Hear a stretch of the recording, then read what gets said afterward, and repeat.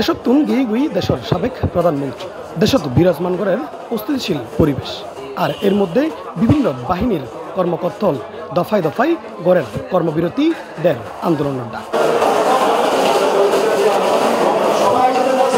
দীর্ঘদিন ধরে বৈষম্যর শিকারণ্যে বিভিন্ন বাহিনীর কর্মকর্তল বিভিন্ন দফা দিয়ে ঊর্ধ্বতন কর্মকর্তার হাতে ফাটার স্মারকলিপি। ইতিমধ্যে রেলওয়ে পূর্বাঞ্চলের নিরাপত্তা বাহিনীর কর্মকর্তল বারোয়ান দাবি লইরে স্মারকলিপি দিয়ে রেলওয়ে পূর্বাঞ্চলের জেনারেল ম্যানেজার নাজমুল ইসলামুল হাসান।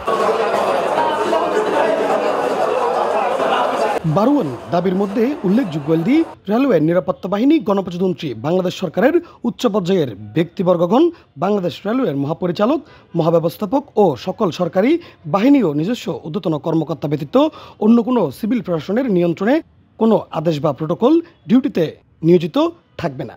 এবং 6 নম্বর দাবিতে উল্লেখ করছি রেলওয়ের সম্পত্তি অবৈধ দখল উদ্ধার আইন 2016 মোতাবেক পূর্বের ন্যায় মামলা রুজুর প্রয়োজনীয় ব্যবস্থা গ্রহণ করতে হবে। এর মোট 12 দাবি লইরে তারা আজিয়ে আগস্টের 8 তারিখ তার স্মারকলিপিগান প্রেস করছে। আমাদের বেতন বৈষম্য আছে, তারপরে আমাদের যে আইন নিয়ে একটা সমস্যা, ওটা আমরা আগে পুনরায় মামলা করতাম, আগে পুলিশ করতো, রেলওয়ে নিরাপত্তা বাহিনী করতো রেলের সম্পদের জন্য।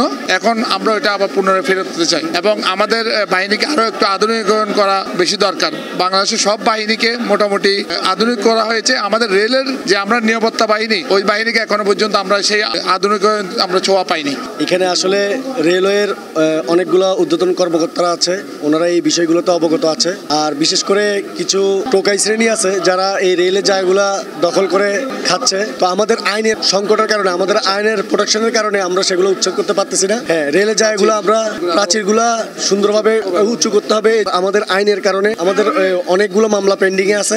সবচেয়ে বড় কথা হচ্ছে আমাদের লোক স্বল্পতা, আমাদের নিয়োগগুলো বন্ধ হয়ে আছে, অনেক বছর ধরে আমাদের নিয়োগ বন্ধ, আমাদের প্রমোশনগুলো বন্ধ। ঠিক আছে, আমাদের ঊর্ধ্বতন কর্মকর্তাদের সাথে কথা বলছি, ওনারা আমাদেরকে আশ্বস্ত করছে এটা সমাধান করবে খুব শীঘ্রই। তো আমরা সকলেই সেটা আশা করতেছি যাতে খুব তাড়াতাড়ি এটা সমাধান হয়। তার মধ্যে কর্মবিরতি পালন করেন বেশ কয়েকজনে আর হওয়ার শুধুমাত্র তারা এই কর্মবিরতি পালন করেন দেশের সেবা করিবেন লাই এবং রাষ্ট্রের সম্পদ রক্ষা করিবেন। আমরা 12টা দাবি জানাইছি আমাদের জিএম মহোদয়ের কাছে। জিএম মহোদয় মোটামুটি আমাদেরকে 99% আশ্বাস দিছে, বাকিটা কাগজ কলম করে আমাদেরকে সমাধান করবে।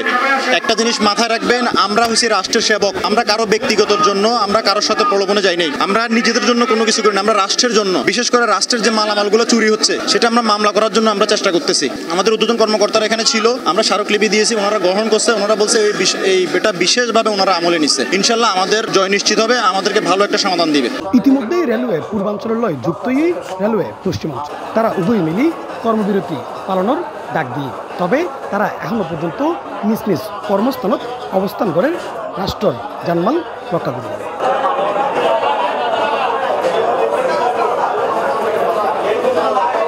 ইফতেখার নতিশন, C+ চট্টগ্রাম।